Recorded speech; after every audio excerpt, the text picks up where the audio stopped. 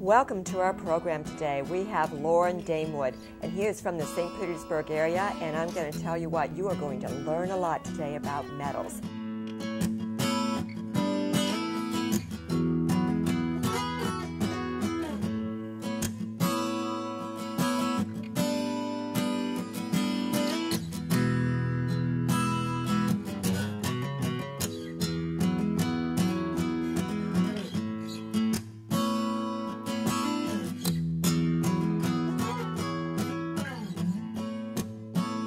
Let's start with a little bit of information about yourself, Loren. Well, I was born here in St. Pete. I've been tying knots since I was 10 years old. What motivated you to begin tying knots?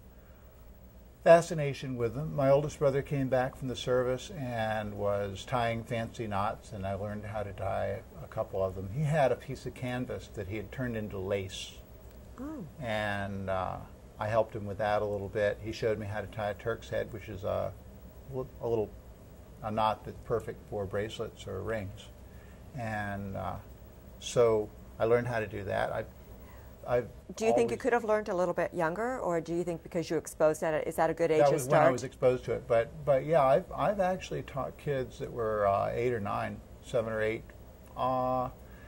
Their dexterity isn't quite there yet, but I think that if you're interested in it, I've seen kids that young who could do it. I've also seen 12, 13, 14-year-olds who they were just not into it. They couldn't figure it out. Okay. Well, let's talk a little bit about the types of metals that you use. We're going to learn about the metals that you use. You're also going to learn about everything that, how to design these metals. And actually, Loren, you do go around the country and you actually have a video that you've created, and you actually show people how to create and develop their own style, and definitely they can earn a living and have some fun as a hobby. I hope they can. They can at least make wonderful stuff to give other people. Yes. And as a matter of fact, we're going to be showing all different types of designs to you. Earrings, bracelets, rings. I'm actually wearing a choker you're going to see in a little bit. And also you created this amazing vest. What do you call this? Well, I call it a halter top, but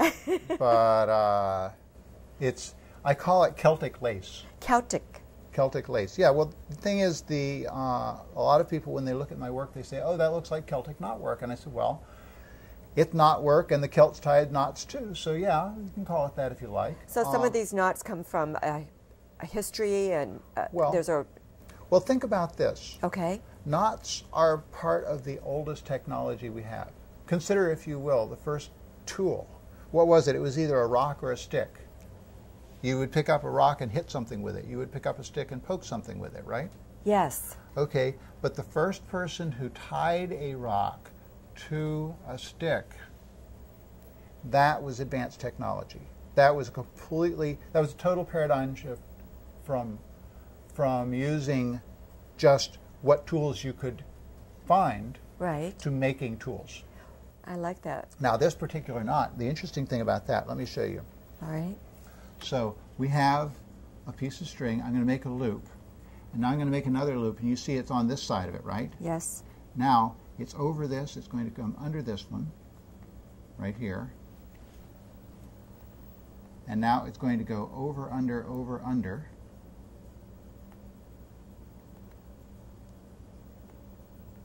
And it's going to come back to here. And now you may notice a similarity between this and the knots in here. That's the exact same knot.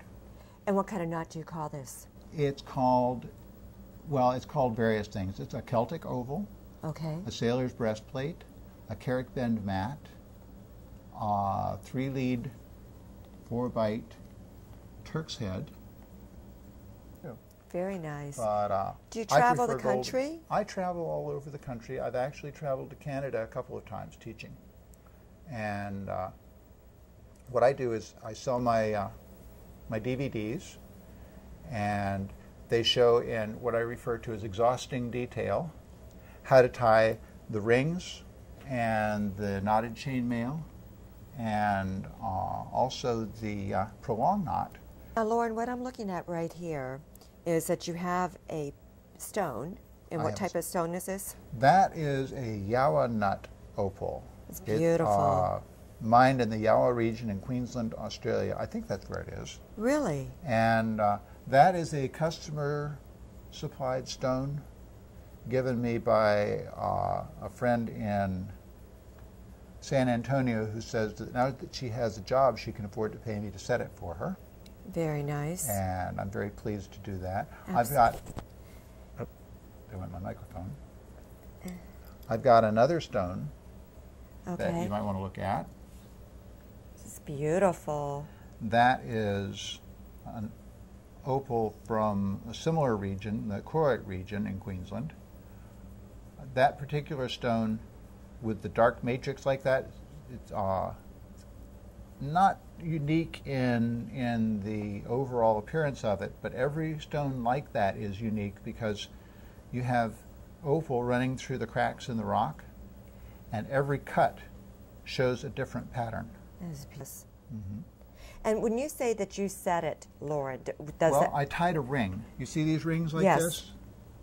So what you do is you make a ring that fits the outside of the stone.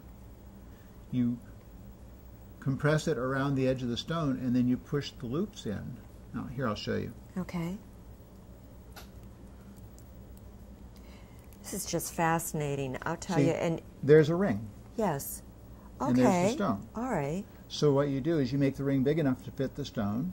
You put the stone into the center of the ring, and then you push the loops in around the edges. You know what I'm hearing you also say, which sounds very simple, but it's a very interesting technique. So, okay, what exactly do you name this particular one? That one is a prolonged knot. Prolonged knot. Yeah. And what does prolonged knot mean? It comes from the way the knot works. Let me actually show you. Okay. Now, one of the things I'm going to show the audience right now is, or the viewers, is that you can actually take this particular bracelet and you can change the circumference of the bracelet, and you did apply a catch to this bracelet that is very easy for one person to do themselves, which is very nice, by the way.